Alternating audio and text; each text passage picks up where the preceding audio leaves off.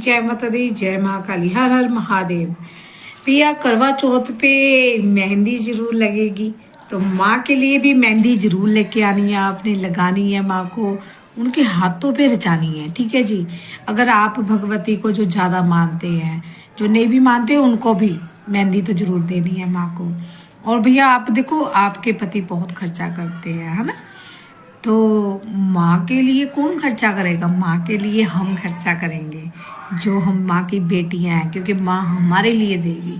हमें उसने अच्छा परिवार दिया, अच्छा पति दिया, अच्छा घर बार दिया और सब कुछ दिया। जिस चीज की कहते हैं ना हमें जरूरत है वो सब कुछ दिया, तो हमें भी तो माँ को कुछ देना चाहिए ना।